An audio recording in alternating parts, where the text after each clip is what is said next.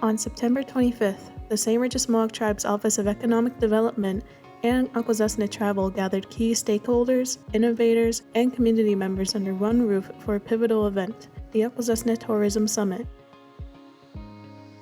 Held at the Akwesasne Mohawk Casino Resort, this event became a vibrant hub for networking and forward-thinking discussions, all focused on tourism's role in Akwesasne and the greater North Country region. The vendors also offered many unique creations directly from local artisans and makers. Among the speakers were Dwayne Thomas and Rayanne Adams, members of the St. Regis Mohawk Tribe's Office of Economic Development, who outlined the goals of the summit.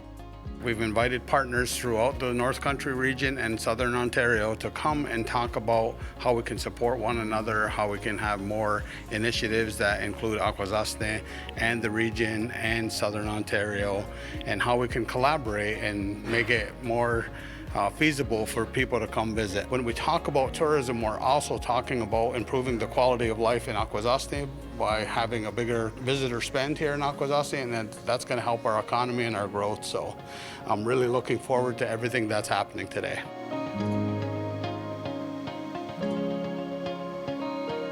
I think we had a wonderful turnout. We had partners from across New York State join us, as well as SDNG, Southern Ontario, representatives from New York State Tourism Industry Association and Indigenous Tourism Association of Canada, as well as Quebec.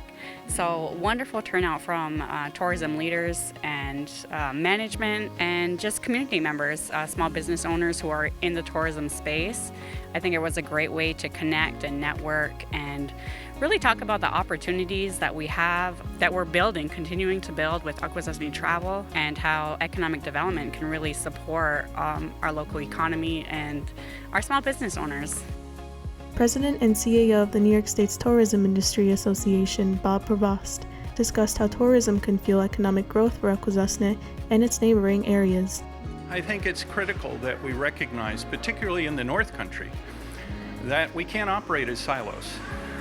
We need the collective attraction of our various communities, destinations, and our assets in order to draw visitors to our community and provide them with an experience that might make them want to relocate and become a part of our community. Because ultimately, in the long term, that's the goal of tourism. We create a visitor experience and we build tourism in order to create jobs, add vitality to our community, improve the standard of living and the quality of life and the pride of place that our residents have.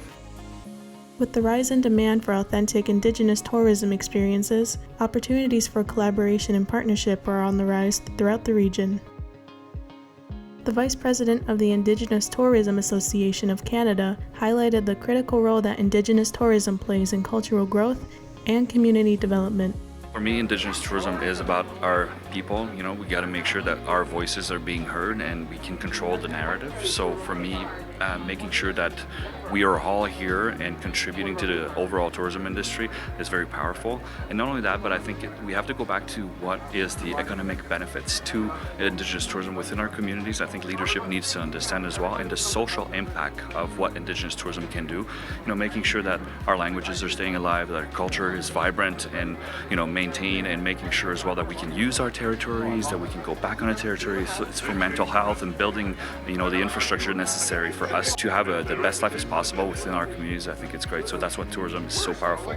We looked at the casino as an example. We know that you know it's a different type of clientele right now. Things are shifting, but yet we have so much opportunities. So how do we make sure that we develop cultural content that is made and tailored for the consumers that are coming from, you know, the four corners of the world to learn about us? So let's make sure that we're comfortable, that we're agreeing to that, and that our elders are also proud of the path that we're sharing and providing to our next 7 generations.